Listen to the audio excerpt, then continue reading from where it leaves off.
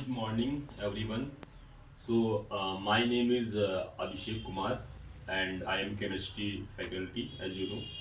And as far as my education is concerned, I have done my BTech in IT branch from the VIT University in Vellore campus, Tamil Nadu, and I have been teaching chemistry for more than 5 years for medical and foundation division. I worked for more than 4 years in medical foundation division, and last year I was also taking doubts of medical and engineering aspirants.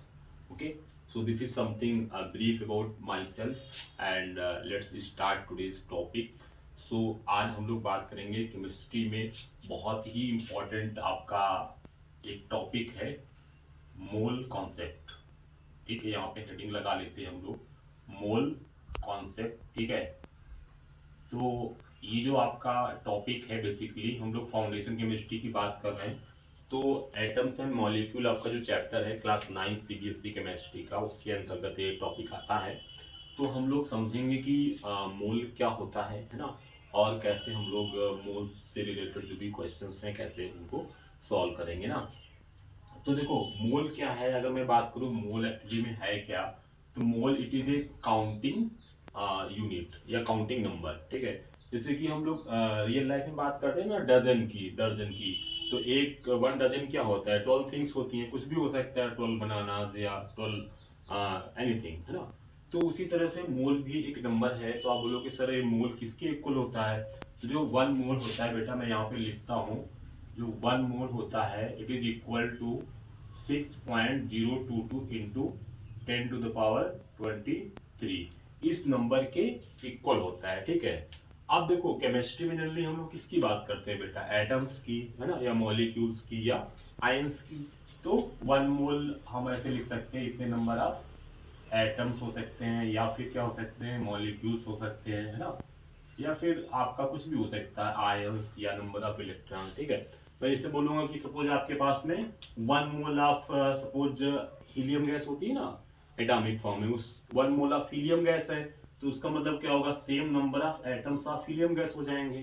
Suppose मैं बोलूंगा कि 1 mole of suppose यहाँ पे hydrogen gas है, H2 gas है, तो molecular form में होती है, जिसका मतलब हो गया कि सेम नंबर ऑफ यानी 6.022 इंटू 10⁻23 मॉलिक्यूल्स हो जाएंगे H2 गैस के, हाइड्रोजन गैस के। ठीक है, इस चीज को लिख भी देता हूँ, आप नोट डाउन कर सकते हैं कॉपी में। जैसे सपोज दैट आपके पास में 1 मोल ऑफ H2 है। ठीक है, इसका मतलब क्या हुआ, H2 गैस का मतलब क्या हुआ कि आपका same number of molecules of H2 हो जाएंगे। ठीक है, मॉलिक्यूल्स ऑफ H2 गैस। ठीक है, तो आप बात को समझ पा रहे हैं ना।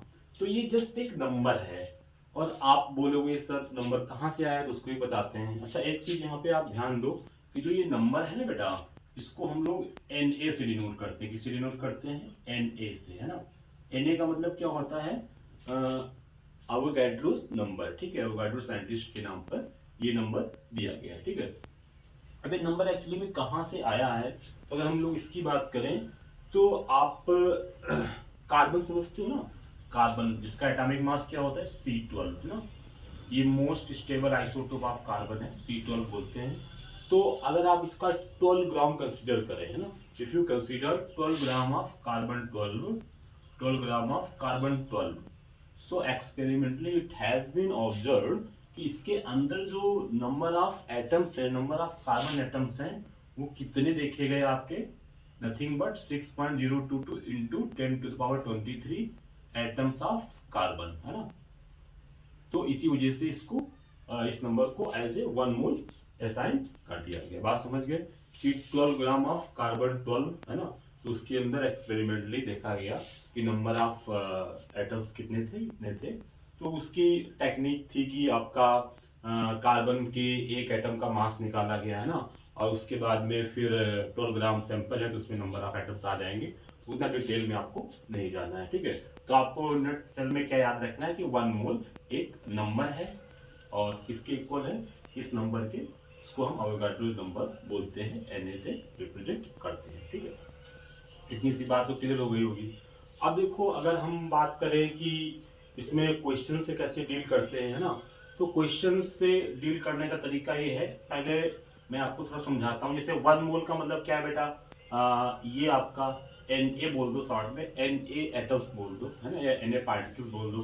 2 मोल्स का क्या मतलब होगा, 2 टाइम्स ऑफ Na हो जाएगा। 3 मोल्स का मतलब क्या होगा, 3 टाइम्स ऑफ Na हो जाएगा।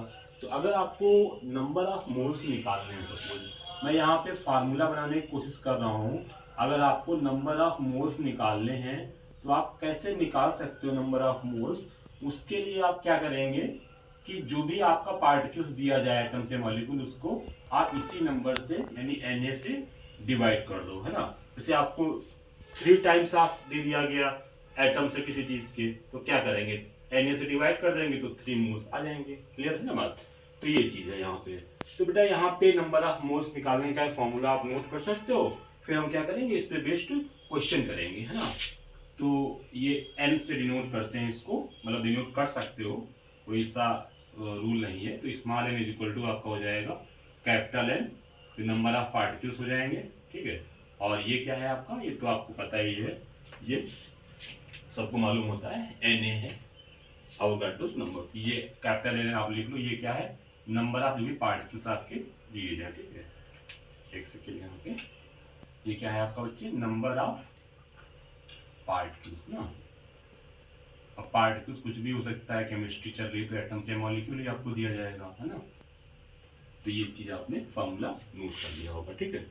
सिंपल सा चीज आपको समझ में आ गई कि 1 मोल क्या होता है ना। और अगर मोल्स आपको कैलकुलेट करने हैं बच्चे तो कैसे हम करेंगे, ठीक है। इतना नोट करने के बाद हम एक क्वेश्चन करेंगे और उसे हम समझने की कोशिश करेंगे कि एक्चुअली में कैसे हम क्वेश्चन करेंगे ना।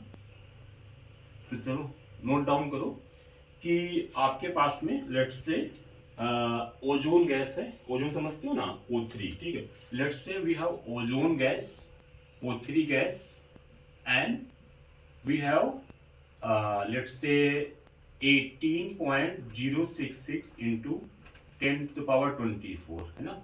इतने आपके क्या हैं, मॉलिक्यूल्स हैं ओजोन गैस के, क्या हैं, मॉलिक्यूल्स, ठीक है। और आपसे सपोज क्वेश्चन में पूछ दिया जाता है कि calculate the number of moles of ozone gas in the sample, है ना। ये क्वेश्चन आपने नोट कर लिया होगा, है ना। तो अब इस क्वेश्चन को कैसे करोगे, है बहुत आसान क्वेश्चन, है ना। आप सीधे फॉर्मूला भी अप्लाई कर सकते हो। चलो फॉर्मूला अप्लाई कर लेते हैं इसमें ना। तो आपको नंबर ऑफ मोल्स निकालना है, आप क्या करोगे, small n is equal to capital N ना, यानी कि नंबर ऑफ जो भी आपके पार्टिकल्स यहाँ पे क्या है, molecules, 18.066 into 10 to the power 24 divide by Na का मतलब बच्चे क्या है आपका 6.022 इंटू 10 टू द पावर 23, है ना। तो इसको जरा सॉल्व करो। मैंने डेटा ऐसा लिया है कि आप इसको सिंपली सॉल्व कर सकते हो। तो एक बार देखो यहाँ पे, तो कुछ बच्चों ने सॉल्व कर लिया होगा, वही बता देता हूँ। देखो यहाँ पे अगर डिवाइड करो 6.022 है तो 18.066 है, तो 3 टाइम्स जाएगा ना, आपको क्लियरली अब दिख रहा होगा। और यहाँ पे 10 की पावर 23 है और यहाँ पे 10 की पावर 24 है, तो 10 आ जाएगा, है ना, 24 माइनस 23। तो डायरेक्टली मैं यहाँ पे लिख रहा हूँ n की वैल्यू बच्चे क्या आ जाएगी 30, और ये क्या है मोल्स। तो समझ में आया ना कि कैसे आपको मोल्स निकालना है ना, कि आपको जो भी मॉलिक्यूल्स या जो भी चीज दी जाए डिवाइड बाई आप अवोगाड्रोस नंबर 6.022 इंटू 10 की पावर 23 कर दोगे तो आपका उतना मोल्स निकल के आ जाएगा। ये क्वेश्चन क्लियर हो गया, ठीक है। अच्छा, जैसे इसी चीज में मैं आपसे ये पूछता हूँ कि सपोज आपका जैसे ओजोन गैस है और आपके नंबर ऑफ मॉलिक्यूल्स यहाँ पे गिवन है ना, ओजोन गैस के आपके नंबर ऑफ मॉलिक्यूल्स गिवन है इतने, है ना। अब आपसे ये पूछ देते हैं कि बताओ इसमें कितने आपके ऑक्सीजन के एटम्स होंगे, है ना। सपोज आपसे ये पूछ देते हैं कि ऑक्सीजन के कितने एटम्स होंगे, ठीक है, बताओ। अब इसमें बच्चे थोड़ा सोचने लगते हैं, है ना। तो इसमें सोचने की कोई बात नहीं, बहुत बेसिक सा क्वेश्चन है, आप सिंपल सोचा करो। देखो अगर मैं ओजोन गैस देखो यहाँ पे, तो यहाँ पे आपका O3 है ना, तो एक अगर इसका मॉलिक्यूल लूं, एक मॉलिक्यूल के अंदर कितने एटम्स होंगे, 3 दिख रहा है ना, 3 ऑक्सीजन के एटम्स होंगे, है ना, 3 O एटम्स होंगे, है ना। तो अब आपको निकालना क्या है कि इतने मॉलिक्यूल्स, अभी नंबर से नहीं घबराना है, 18.066 इंटू 10 की पावर 24 इतने मॉलिक्यूल्स हैं। तो एक मॉलिक्यूल के अंदर 3 है, तो इतने के अंदर कितने हो जाएंगे, हमारा जो आंसर हो जाएगा मैं आंसर लिखता हूँ डायरेक्ट यहाँ पे। तो इसके अंदर आपका कितने मॉलिक्यूल्स हो जाएंगे, मैं आंसर लिख रहा हूँ यहाँ पे, तो हो जाएंगे बच्चे 3 से मल्टीप्लाई कर दो, 3 टाइम्स पहले लिख दो, 18.066 इंटू 10⁻²4 है ना। ये क्या हो जाएंगे, ऑक्सीजन के एटम्स हो जाएंगे, ओके एटम्स हो जाएंगे आई मीन, ठीक है। तो ये चीज थी, मैंने बहुत ही बेसिक डिस्कस किया यहाँ पे।